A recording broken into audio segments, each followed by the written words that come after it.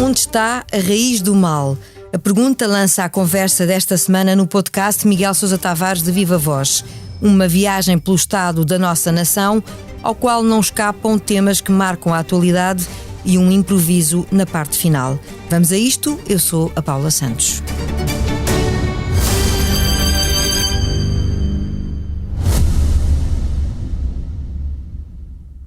Este podcast Expresso é só um de muitos que pode ouvir no site do Expresso ou na sua plataforma preferida. Histórias inspiradoras, os debates que importam, entrevistas exclusivas. Da cultura à política, da economia ao humor. Ouça onde e quando quiser. Fica a par das últimas novidades em expresso.pt/podcasts e nas nossas redes sociais. Expresso. Liberdade para pensar. Ora viva, Miguel. Viva, Paula. Falamos de um país onde os estados de alma de um povo se parecem confundir com o sentimento profundo de uma nação. O retrato de um Portugal infeliz surge esta semana na sua crónica por contraste com a felicidade, por exemplo, dos dinamarqueses considerados os mais felizes do mundo. O que é que nos falta para chegar lá? Mudar a nossa atitude ou esperarmos que mudem os motivos que sustentam o pessimismo? Bom, é capaz de ser um círculo vicioso, não é? Eu acho que se calhar acontece com as nações, talvez aquilo que também acontece com as pessoas, se nós não vamos à procura de ser felizes, a felicidade não nos vai cair do céu aos trambolhões. Há aqui um bocadinho eu acho que tem que ver um bocado com a alma portuguesa. Nós somos uma nação de pessoas que estão sempre a lamentar-se. E quando assim existe um pessimismo estrutural que está anquilosado dentro das pessoas, que não muda muito a mentalidade das coisas. Eu com a idade venho cada vez mais meditando nisso, no que é ser português e o que é Portugal em relação ao resto do mundo. E se aqui há uns anos aquilo que nos separava de um país como a Dinamarca em termos de sociedade, em termos de modernidade, era imenso, hoje em dia, apesar de obviamente os índices, os indicadores económicos serem diferentes, já não é tanto. A União Europeia deu-nos quantidades imensas de dinheiro, quantidades imensas de instrumentos para nós saltarmos o fosso que nos separava dos países ricos da Europa e, portanto, das duas uma, ou ambas as coisas. Ou nós não soubemos usar devidamente essas armas, ou então não há nada que nos possa satisfazer, porque de facto não há razão para que 4.000 quilómetros a norte, ou 3.000 e tal quilómetros a norte, haja o povo mais feliz do mundo e aqui em baixo haja um povo que vive eternamente a lamentar-se, e quem venha de fora e ouça os portugueses nos cafés, nas esplanadas, nos empregos, na comunicação social, imagina que nós somos um povo profundamente infeliz. E de facto também acho que não somos assim tão infelizes, um por um, simplesmente lamentamos constantemente acerca de tudo.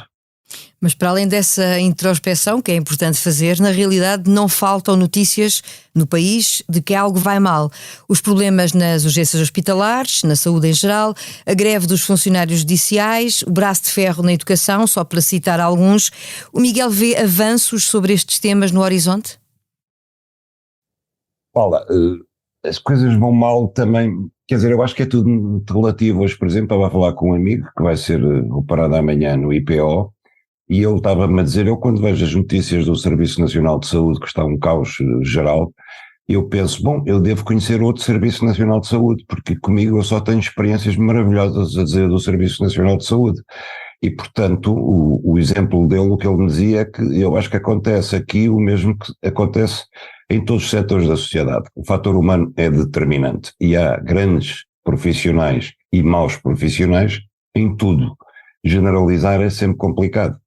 E talvez seja um bocadinho isso, quer dizer, nós, por exemplo, em termos de saúde, nós somos dos povos europeus que mais abusa da saúde pública, o que mais recorre aos serviços hospitalares indevidamente, o que mais consome medicamentos, o que mais consome meios complementares de diagnóstico. Isso também não ajuda. A despesa da saúde, António Costa disse no outro dia, já vai em 14 mil milhões de euros, que é uma brutalidade, subiu 56% nos últimos 8 anos, quer dizer, nós não temos parado de injetar dinheiro na saúde e os problemas não se resolvem assim, não se têm resolvido. Portanto, há aqui também uma espécie de, como é que eu hei de dizer, de desresponsabilização coletiva, na medida em que cada um não pensa o que é que eu posso fazer para não sobrecarregar um serviço que já está sobrecarregado, porque de facto as pessoas também têm uma dor de estômago e vão correr para uma urgência. Provavelmente porque depois, quer dizer, os centros de saúde e outras unidades de apoio também não dão resposta, não é? Sim, Paula, é verdade. Agora, quando eu era mais novo, e hoje ainda, pronto, eu não gosto de dar exemplos pessoais, mas as pessoas sentiam-se mal e não iam correr para o hospital, esperavam uns dias para saber o que é que se passava, quer dizer, porque faz parte, acho eu, da natureza do organismo humano que não esteja sempre bom. Isto é uma máquina complicada, a gente não está em forma todos os dias, quer dizer, é natural que doa isto, que doa aquilo, que tenha sintomas disto, tenha sintomas daquilo.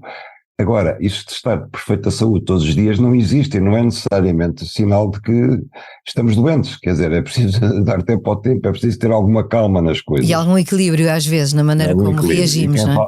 E quem fala de saúde fala de outras coisas.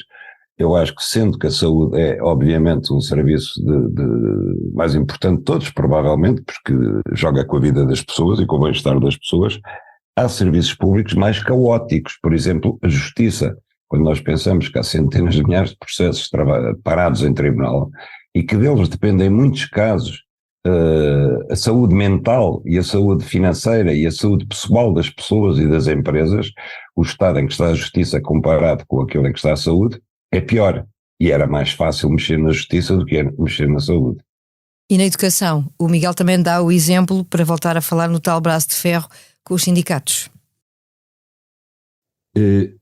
É assim, a educação tem problemas que se arrastaram décadas e que eram previsíveis, nomeadamente a falta de professores, que António Costa explicou na sua entrevista desta semana à TVI, que é uma coisa cíclica, porque há uns que caminham para a reforma e quando eles se reformam é preciso que haja outros a entrar e que sejam formados, que isso não foi ponderado. É verdade que aquilo que António Costa disse que há 10, 15 anos atrás, aquilo que se falava era do excesso de professores face à diminuição demográfica do país, e então foram a correr a reformar antecipadamente 30 mil professores e as coisas entretanto viraram, não porque os portugueses estejam a fazer mais crianças, mas porque se reformaram muito mais professores mais depressa do que aquilo que era expectável, por um lado. Por outro lado, houve problemas que se arrastaram eternamente, como a história dos professores com a casa às costas, que, ao que parece, e eu faço fé nos números e naquilo que tem sido dito, é um problema que começa a ser resolvido aos poucos. E esse é um problema que era de facto urgente de resolver. Agora, há questões que não têm só a ver com os professores, a questão da habitação obviamente afeta os professores, como afeta os médicos, como afeta o pessoal da justiça, como afeta tudo o que é funcionário público e não só deslocado do seu local de residência habitual e que tem que ir trabalhar para o outro lado. Quanto à célebre questão dos 6 anos, 6 meses e 23 dias, eu subscrevo a posição do Primeiro-Ministro, não subscrevo a posição do PSD. Eu acho que todos passámos por dificuldades quando foi a pandemia, houve 300 mil portugueses que perderam o emprego, muitos deles tiveram que emigrar, perderam muito mais do que perderam os professores. Se está a repor esses 6 anos, 6 meses, 23 dias aos professores, tem que se repor o mesmo a todos os funcionários públicos e devemos então perguntar o que é que se faz aos outros que não eram funcionários públicos, que perderam o seu emprego, que tiveram salários congelados ou que não tiveram salários suspensos durante muito tempo ou que tiveram que emigrar, que sofreram muito mais. É uma questão de justiça relativa e eu penso que os professores não têm razão nenhuma em fazer disto mais um ano escolar perdido para as crianças. Como é que viu esta alteração de posição de Luís Montenegro em relação à questão dos professores? Eu vejo as coisas aqui no Algarve. De vez em quando está vento leste, outras vezes está vento norte. De vez em quando está vento sul, outras vezes está vento sueste. É como o PSD anda atualmente. Esta semana o Miguel já referiu isso. Houve uma entrevista do Primeiro-Ministro, neste caso foi à TVI e CNN, onde António Costa enumerou obra feita, melhor dizendo, em vários dos dossiês que continuam a merecer contestação, à exceção da habitação, onde assumiu falhas. O Miguel confessa na sua crónica que ficou baralhado. Estaremos perante um daqueles casos em que cada um olha para a realidade da forma que mais lhe convém? Olha, deixa-me só fazer uma correção. Eu não não enumerou, digamos, literalmente obra feita. Parte será obra feita, parte será obra por fazer e que ele prometeu vir a fazer, o que também é característico de António Costa. Agora, se ele levar a cabo essas promessas que fez, não há dúvida que se melhorou muitíssimo em vários setores. Também não há dúvida que muitos dos problemas que ele enumera, de facto, acumularam-se ao longo de décadas. Alguns são da responsabilidade dele, outros são da responsabilidade de anteriores governos, inclusivamente mesmo dos partidos da oposição, porque a Paula repara uma coisa, a questão da habitação aumentou este ano com toda a força. Mas se formos olhar para os arquivos da imprensa, nos anos antes destes, nós não vemos ninguém a agitar a questão da habitação como prioridade, a nenhum partido. Ninguém o fez, nem sequer o Presidente da República também. Agitou a questão dos sem-abrigo, mas não passou daí. De repente, estourou nas mãos de toda a gente, estourou nas primeiras páginas da imprensa, a questão da habitação. Mas ela estava latente desde há muito tempo. Em minha opinião, a questão da habitação começa muito lá atrás, quando nos governos de Cavaco Silva, quando Portugal desistiu da agricultura e, ao desistir da agricultura, desistiu do mundo rural e começou um processo acelerado de desertificação do país. O país começou-se a concentrar em Lisboa e no Porto, no litoral.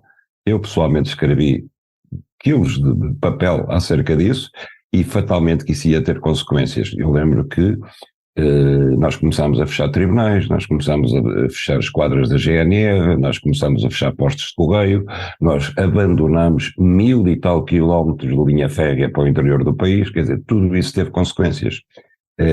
A primeira foi que o interior ficou deserto e a segunda foi que obviamente o litoral ficou congestionado e fatalmente que isso ia conduzir a um problema de habitação. Depois veio a história dos vistos gold, veio a história da venda de Portugal para o turismo de luxo, para os estrangeiros com dinheiro, veio o regime especial fiscal para os residentes não habituais, veio tudo isso, Portugal ficou na moda e tudo isso agravou um problema que na origem tem que ver de facto com o desequilíbrio demográfico do país. Raramente um problema desta natureza se prende apenas com decisões tomadas mais recentemente. A questão da habitação e de António Costa remete apenas para o facto de ter havido uma promessa deste Primeiro-Ministro e deste Governo que acabou por não ser correspondida, nomeadamente em termos de construções que estavam inicialmente previstas. Daí o fracasso anunciado por António Costa, de alguma maneira, não é? Sobre o seu próprio governo. Ele não teve noção da bola de neve que estava a crescer, não teve noção da urgência, depois meteu-se a pandemia que serve de desculpa para muitas coisas e de facto teve consequências. Agora há um falhanço notável do Estado na construção de fogos, basta olhar para os números para ver como a construção de fogos públicos que desceu abruptamente nos últimos 5, 6 anos.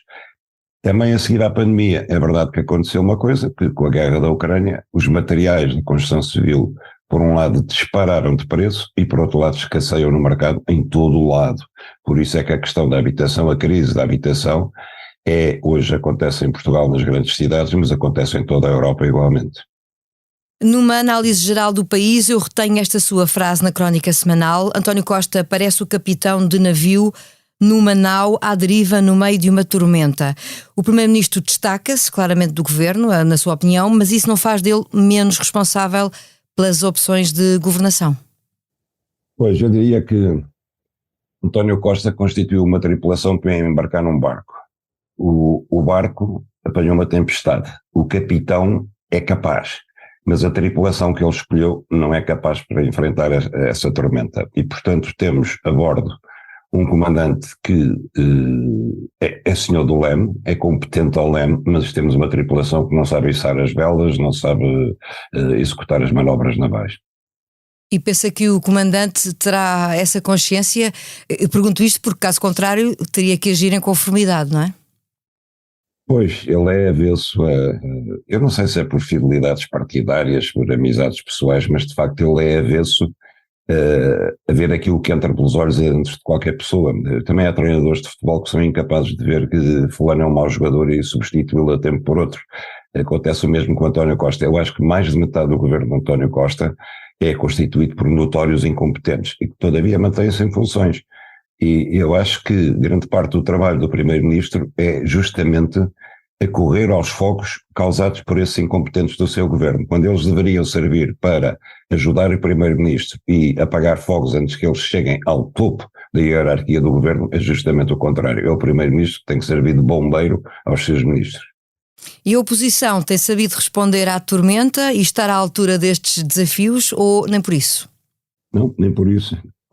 Paula, a história, por exemplo, da mudança agora de opinião radical do PSD em relação ao tempo de contagem em serviço dos professores, que Luís Montenegro declarava ainda há meses que era uma questão fechada, porque de facto não se podia abrir uma exceção no tratamento do funcionalismo público. E agora mudou radicalmente. Ainda ontem, Salvo Erro, escreveu um artigo no Público a defender que se reponha ao tempo todo de serviço em 5 anos. A questão agora do novo aeroporto de Lisboa, que o PSD já teve 3 vezes opiniões diferentes. Quando se constituiu a comissão independente, à última da hora, o PSD, a meu ver até de uma forma algo suspeita, quis enfiar lá dentro a hipótese do aeroporto de Santarém. Já aqui falámos sobre isso, eu considero uma coisa totalmente absurda, querer um novo aeroporto de Lisboa a 90 km da cidade, mas enfim, enfiou lá dentro a história do aeroporto de Santarém. E agora, estamos a 3 meses de ver a comissão independente, a comissão técnica, a recomendar ao governo onde é que deve ser o novo aeroporto, já temos parte do PSD toda agitada porque desconfia ou pensa que Santarém não será recomendado em primeiro lugar. Ora, isto de facto representa um catavento político sobre questões que são essenciais de um partido que cavalga a onda e vira de rumo conforme o vento. Um partido que não tem opiniões definidas sobre as coisas que são essenciais. Eu gostaria de ver se hoje em dia o PSD tivesse que apresentar um programa do governo, teria que o fazer à pressa, porque não tem nada definido em concreto, estabelecido, claro, cristalinamente claro, que os portugueses possam entender. E quando pretende destacar-se do governo, pretende destacar-se não porque tenha ideias próprias, mas porque procura ideias que acha que são populares, porque são diferentes daquelas que o governo defende. Apenas isso. E a verdade é que não faltam temas nem desafios para a oposição e também para a governação, no fundo para a sociedade em geral, por estes dias. Já passamos a outro desses temas porque chegou a vez do improviso. A semana passada ficou marcada pela ação de 2 ativistas que atiraram tinta verde ao Ministro do Ambiente. Esta semana houve novas ações, nomeadamente um corte de estrada na 2ª Circular em Lisboa. Este tipo de protesto não é novo, mas em Portugal dá os primeiros passos. As opiniões dividem-se entre quem vê crime nestas intervenções e quem mostra, sobretudo, compreensão perante a gravidade dos problemas ambientais. De que lado é que o Miguel se coloca? Eu coloco-me de um terceiro lado ainda mais radical. Eu aplaudo as ações. Eu aplaudo, subscrevo e estou inteiramente de acordo com a atividade dos ativistas. Eu, aliás, sou de uma geração que não participei diretamente, no Maio de 68, também ainda era um bocadinho novo para isso, mas vivi à distância ao Maio de 68 em França, que foi muito mais radical do que isto. Vivi a contestação estudantil em Lisboa e fazíamos coisas bem piores do que isso e havia uma ditadura. Portanto, é normal que em democracia se faça isto. Eu estou inteiramente de acordo porque, de facto, estou farto da hipocrisia dos discursos políticos sobre o ambiente. Nós temos dados científicos claros hoje em dia que não permitem mais a inércia a que assistimos e eu penso que esta é a geração que vai pagar a fatura. Esta e a dos filhos desta geração. E, portanto, eu já o tenho dito várias vezes, se esta geração não se revolta ativamente, ninguém vai tratar de defender o planeta. Aliás, até parece coincidência ou até parece que foi de propósito.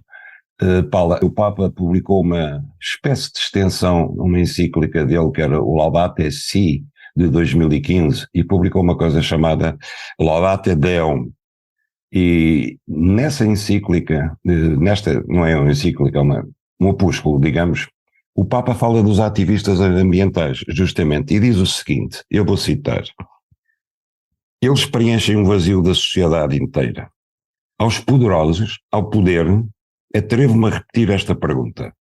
Para que se quer reservar o poder de hoje, um poder que será recordado pela sua incapacidade de intervir quando era urgente e necessário fazê-lo?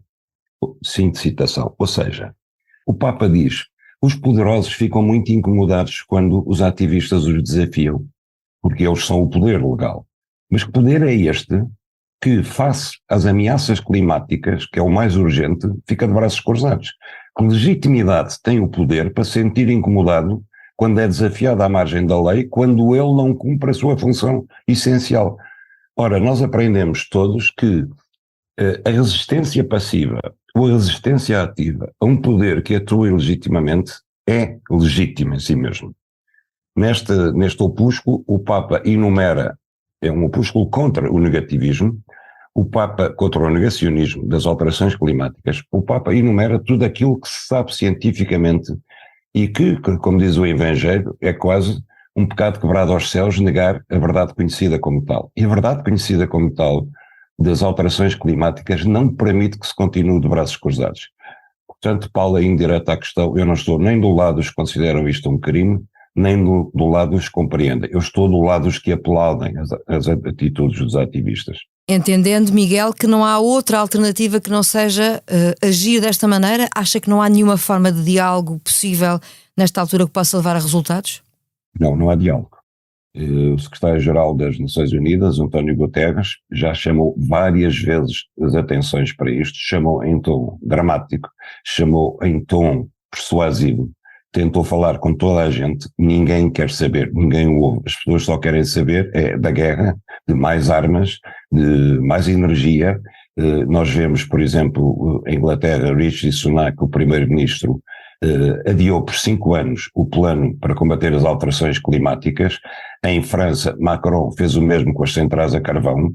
Na Alemanha, a ativação das centrais nucleares, que tinha sido aprovado, ficou adiado sine die. Em todo o lado se está não apenas a cumprir os acordos de Paris, mas a recuar em relação ao que tinha sido acordado. O aquecimento global de apenas 1,5 grau até 2030, que era considerado essencial para conseguir manter, já não era o que havia antes, mas níveis suportáveis do planeta, vai talvez para 2,5 graus. Isto é dramático e, portanto, eu acho que tudo o que seja chamar as atenções, atitudes radicais, atitudes de facto de agitar consciências, tem o meu aplauso. Agitar consciências, ficamos então com essa a sua conclusão. Chega ao fim mais um episódio do podcast Miguel Sousa Tavares de Viva Voz. Onde estará a raiz do mal? Pergunta feita, conversa concluída. A sonoplastia ficou a cargo do João Martins. Já sabe, a opinião à sexta-feira.